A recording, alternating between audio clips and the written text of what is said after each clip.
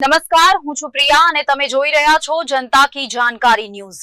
નજર કરીએ આજના સમાચાર ઉપર। ઉપલેટામાં જૈન જાગૃતિ સેન્ટર દ્વારા જન્માષ્ટમીના તહેવારને લઈ સ્લમ વિસ્તારમાં ફરસાણ વિતરણ કરાયું। રાજકોટ જિલ્લાના ઉપલેટામાં વર્ષોથી સેવાકીય પ્રવૃત્તિઓ કરી રહેલ શ્રી જૈન જાગૃતિ સેન્ટર દ્વારા આવનારા તહેવારો જન્માષ્ટમી અને સાતમ આઠમને લઈ ગરીબ પરિવારોમાં ફરસાણ વિતરણ કરવામાં આવ્યું હતું।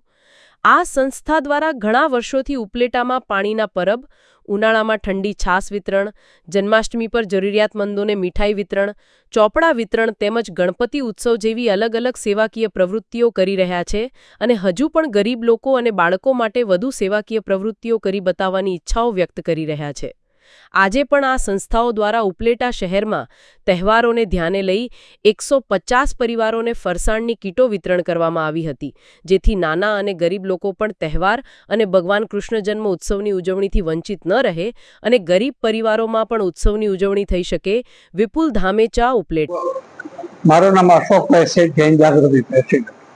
જન્માષ્ટમીના પવિત્ર તહેવારોમાં નિમિત્તે જૈન જાગૃતિ દ્વારા ઉપલેટાની અંદરમાં 150 મીઠાઈની કીટ બનાવેલી, તેમાં ફરસાણ અને લાડવા છે, જે લોકોને અમે દર વર્ષે આપીએ છીએ। આજે 15મા વર્ષની અંદરમાં મંગલ પ્રવેશ મીઠાઈ અને ફરસાણ લોકો તહેવારો ઉજવાય અને જન્માષ્ટમીનો પરંપરા જે તહેવાર છે એ નિમિત્તે ખાસ અમે એવું આયોજન કરવામાં આવેલું છે।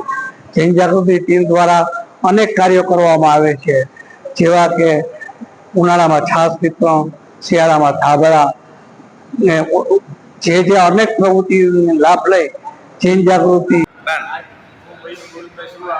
નગરપાલિકા પૂર્વ પ્રમુખ આજ રોજ જે જૈન જાગૃતિ દ્વારા જન્માષ્ટમીના તહેવાર નિમિત્તે જે મીઠાઈનું વિતરણ કરવામાં આવે છે, એમાં જે અવનવી મીઠાઈઓ જેમાં કે મૈસૂર, મોહનથાળ, ફરસાણ અને આવી અનેક સેવાઓ જે જૈન જાગૃતિ હંમેશા કરતી રહે છે અને કરતી એવી જ છે, જેમાં છાસ વિતરણ છે, શરબત વિતરણ છે, ચોપડા વિતરણ છે, વિદ્યાર્થીઓનું સન્માન છે અને હમણાં જ જૈન જાગૃતિને એના કાર્યક્રમો દર વર્ષે પ્રવાસ હોય છે। આવા અવનવા કાર્યક્રમો જૈન જાગૃતિ દ્વારા કરવામાં આવે છે। તો અશોકભાઈ શેઠ અને એની ટીમ જૈન જાગૃતિ અમને આજે બોલાવ્યા, જે મીઠાઈ વિતરણ ખૂબ ખૂબ આભાર।